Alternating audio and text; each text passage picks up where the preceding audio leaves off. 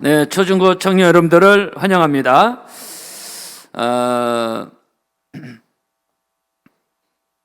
오늘 17절에 자랑하는 자는 주 안에서 자랑하라고 말씀하고 있습니다. 우리는 사람 본능적으로 자랑이라는 욕구가 있습니다.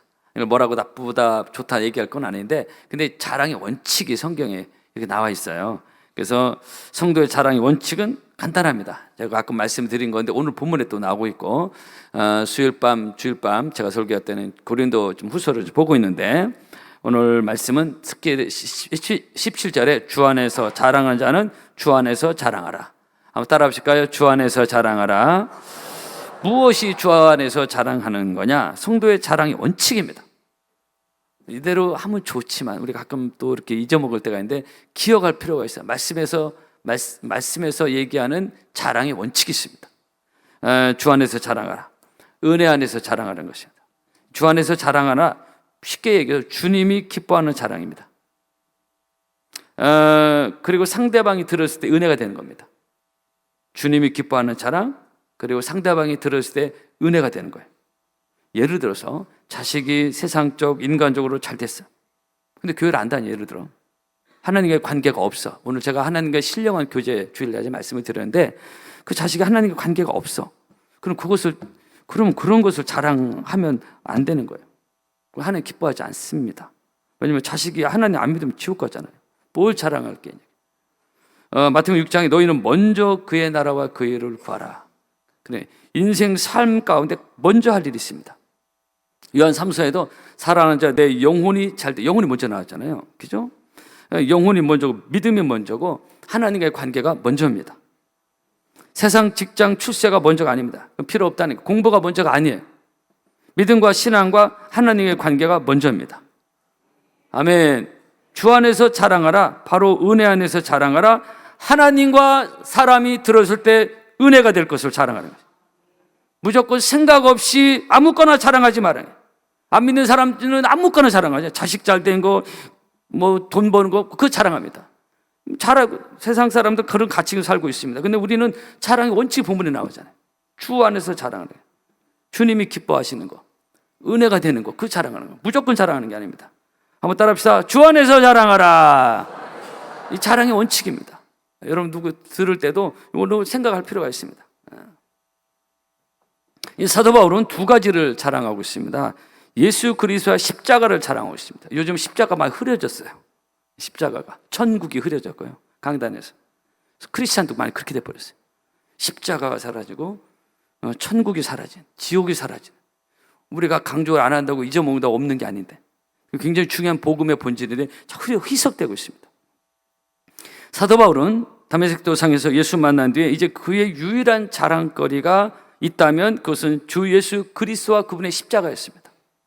갈라디아 6장입니다. 그러나 내게는 우리 주 예수 그리스도의 십자가 외에 결코 자랑할 것이 없다. 이렇게 말하죠. 딱 규정하고 있습니다. 분명히 복음이 이걸 선포하고 있는데 이 시대에 많이 십자가가 희석돼 버렸어요. 안타깝습니다.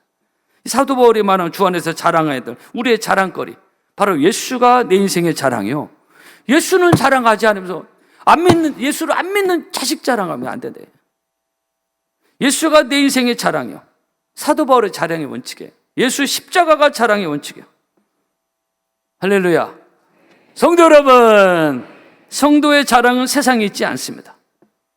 세상 것 다 필요 없다는 게 아니라 성도의 자랑은 하늘에 있습니다. 하늘의 영광이고 그 하늘의 영광 찬양하잖아요.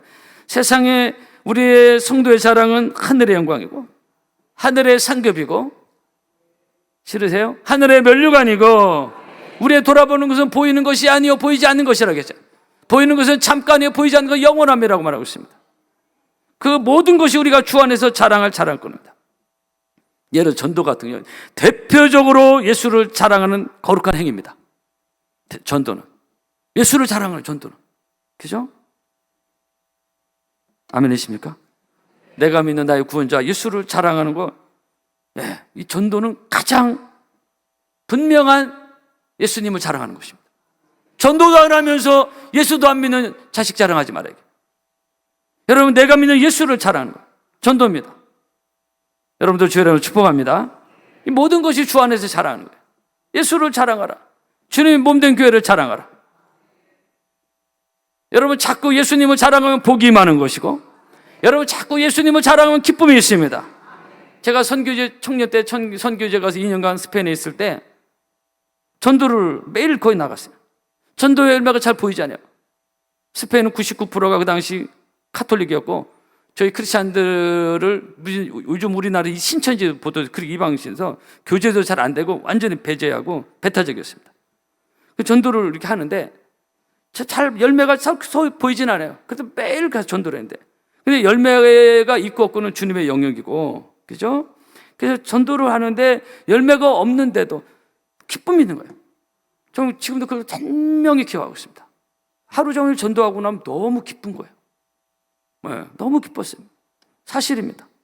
주님의 일은 정말 전도도 전도는 우리 부담스러워 하잖아요. 근데 전도를 왜 하는지, 제가 우리 교회 안다는 어떤 분하고 통화를 했는데, 얼마 전에 그분들 매일 전도 왜 하냐? 너무 기쁘다는 거예요.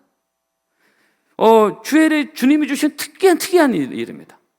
저는 전도하다가 몇 번 말씀드렸지만, 스페인 아줌마가 전도하다 막 빗자루 두고 쫓아와가지고 저 때릴 데가 어디 있다고 죽어라고 도망치고 그런 전혀 복음을 받지 않는, 거부하는 그런 토양이었어요. 근데도 전도하면 너무 기쁜 거예요. 전도는 기쁨입니다. 안 믿으시는데 한번 따라해 보셔요. 전도는 기쁨이다. 제가 전도를 그렇게 강조를 많이 안 하는데 이 전도 자체가 기쁨이에요. 여러분들 우리가 하나님 인격적인 하나님이시기 때문에 우리 억지로 하는 거 싫어하십니다. 이게 무슨 얘기냐? 전도 부담스러운데 왜 자꾸, 아니, 모든 주의 일은 기쁨이 있다. 전도마저도. 그래서 주님이 특별한 기쁨을 주시는 거예요. 기쁨을 할 수 있도록 그렇게 하는 거예요. 하기 싫은데 억지로 못 하잖아요. 근데 그 전도마저도 기쁨이 있다, 이게. 축복합니다. 전도마저도 기쁨을 해보세요. 이것을 예수님이 요한복음 15장에서 내가 이것을 너에게 이르면 내 기쁨이 너희 안에서 너희 기쁨을 충만하게 하려면 했어요. 이것은 말씀만 아니라 주의 모든 일을 할 때 이 기쁨이 있다는 것을 주님이 말씀하신 겁니다. 나의 기쁨을, 내 기쁨이 너에게 이르면 내 기쁨이 너희 안에서 너희 기쁨을 충만하게 하려 함이라 그랬어요. 여러분, 주님을 섬기는 다양한 기쁨이 여러분에게 있기를 축복합니다. 그래서 우리 찬양 그 말씀 맞아요. 기쁨의 근원 되시는 예수를 위해 삽시다. 아멘. 여러분 기억하십시오. 기쁨의 근원이 세상에 있지 않습니다. 기쁨의 근원이 예수님에게 있습니다. 할렐루야. 그래서 복음서에서 보면요, 예수님을 만난 사람들이 모조리 기쁨의 사람이 됐습니다. 삭개오 기뻐가지고, 수가성 여인, 바디메오, 가나 어린 잔치, 파란교에 나온, 오늘 밤에 나온 성도 여러분 똑같습니다. 근데 바리새인들은 열심히 냈는데 기쁨이 없었어요. 이 사람들이 문제를 일으켰습니다. 은혜라는 게 없으니까 기쁨이 없는 거예요. 여러분, 신앙생활을 기쁨을 누리지 못하고 신앙생활 오래 하면 골치 아픕니다. 목회자도 그렇게 오래 하면 이상해지고요. 중직자도 마찬가지고 모두 마찬가지입니다. 바리새인들이 그런 일을 쳤어요. 그래서 지금 나가는 게 이 말이 맞다고 해서 나가는 겁니다, 여러분. 성도 여러분, 기억합시다. 예수님 만난 사람은 다 기쁨했어요. 여러분, 교회일 때마다 은혜 안에서 누리는 이 기쁨이 있기를 주의 이름으로 축복합니다. 그래서 주의 이름은 기쁨이 있어요. 제가 목회를 결정했던 가장 중요한 이유가 청년 때 주님의 일이 너무 기쁜 거예요. 상상을 초월하는 기쁨이 있었어요. 그래서 청년부 회장, 고등부 교사, 초등부 총막, 성가대 너무너무 많이 하면서도 다 기뻐했었어요. 이렇게 주의 일이 좋으면 나 주의 일을 하고 싶다. 그래서 목회를 결정하게 된 결정적인 이유가 거기 있습니다. 여러분, 주님을 섬기는 놀라운 기쁨이 여러분의 길을 축복합니다. 기쁨이 내 안에 자꾸 없다, 기도해야 됩니다. 본인의 문제입니다. 여러분, 은혜가 임하면은, 은혜는 카리스 기쁨이라는 뜻도 있어요.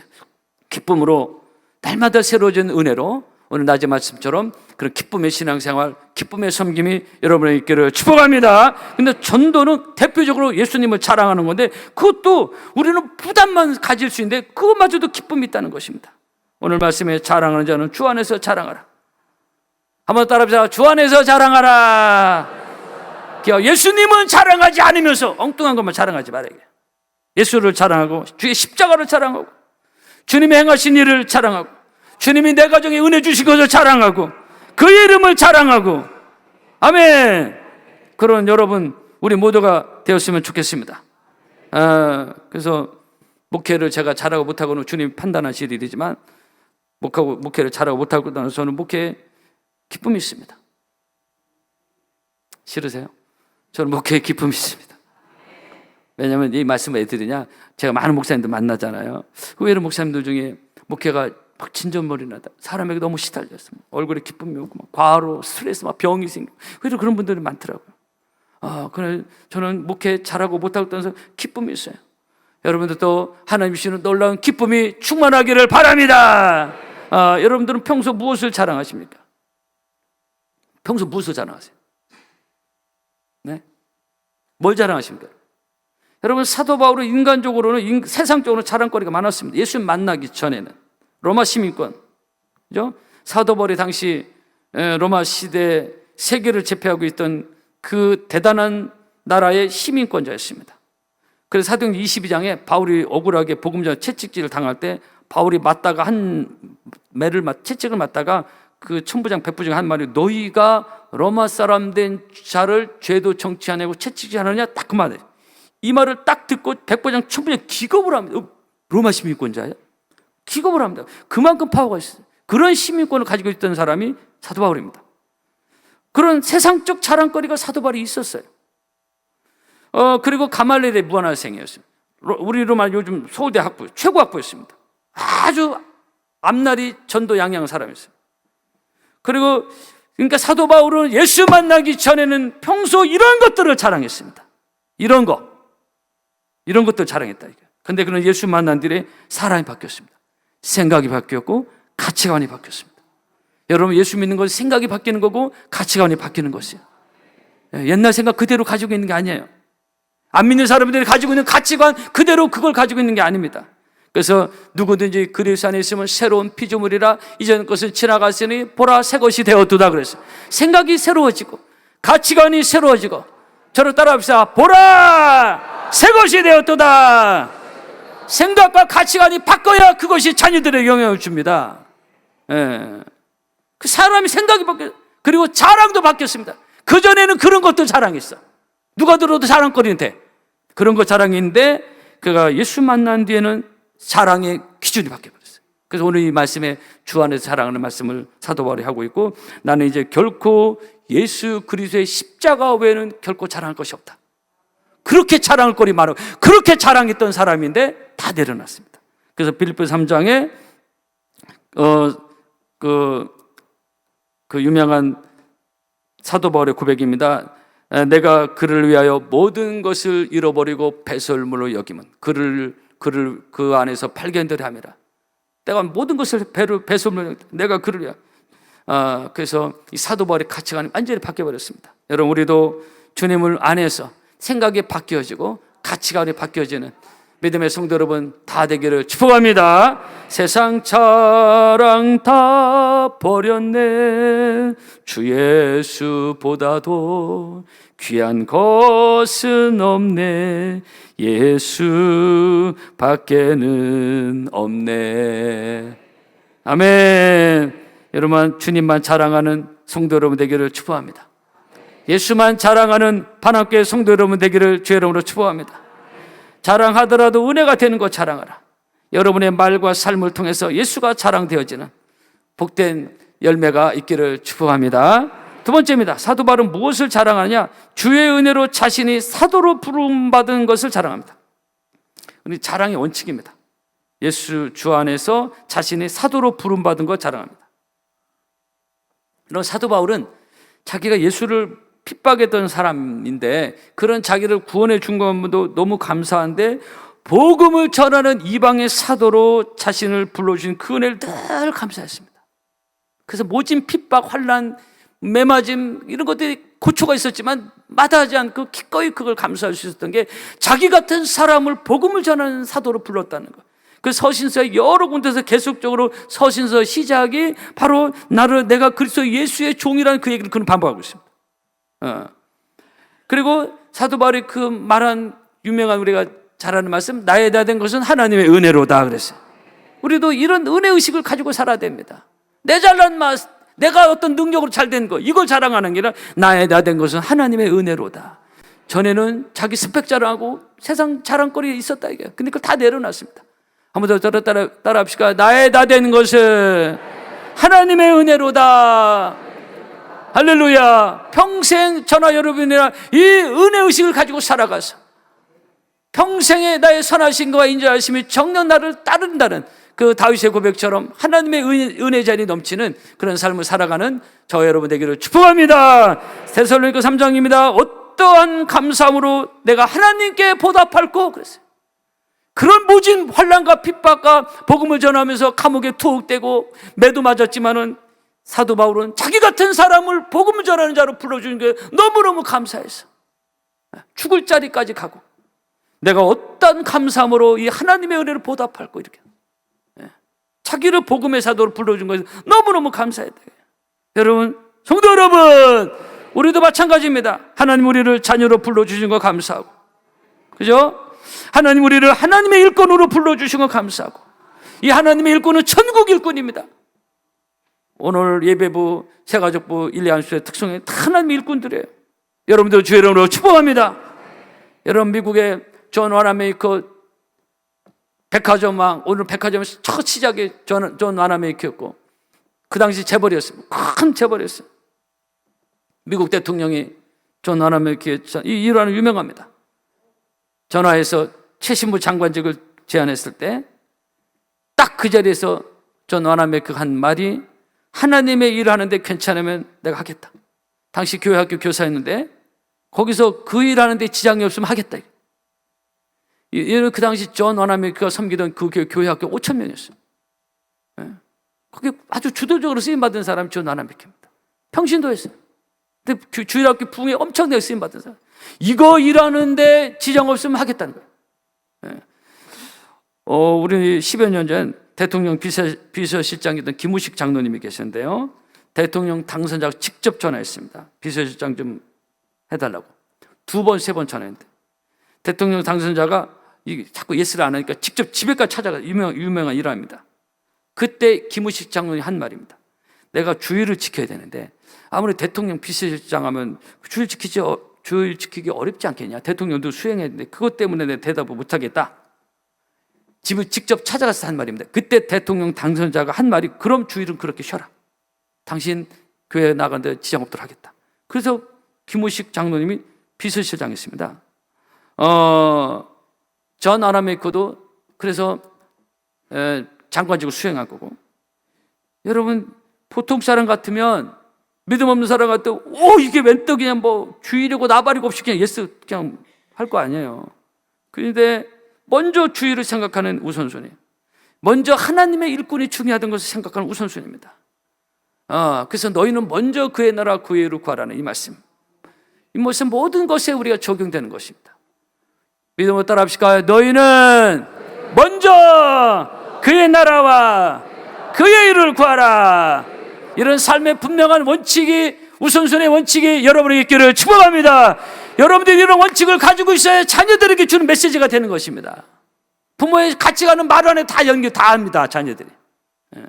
그래서 다음 세대가 믿음이 잘 전수되기를 한 번 더 주의 이름으로 축복합니다. 사도 바울은 자기를 하나님의 일꾼으로 사도로 불러주신 것에 대해 너무너무 감사했어요. 여러분, 우리도 저나 여러분이나 나 같은 사람을 하나님의 일꾼으로 불러주신 것에 감사하면서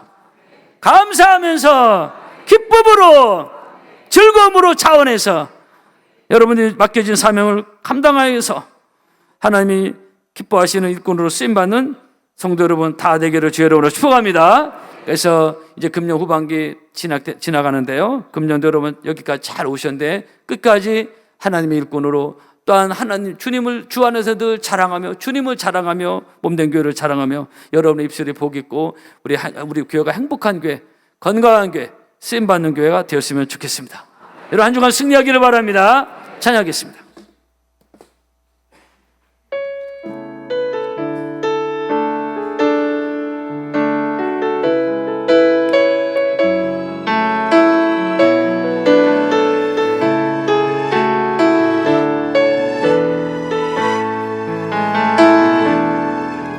내게 것을 다 해로 여기네. 구주를 위하여 모두 다 버리네. 모든 것을 잃어버려도 아깝지 않음을 예수를 아는 지식이 가장 고상함이라. 육체를 신뢰하지 않고 겸손한 마음으로 부활의 능력과 평강을 찬양하며 그의 죽으심을 본받아 그리스도를 얻고 예수의 안에서 발견된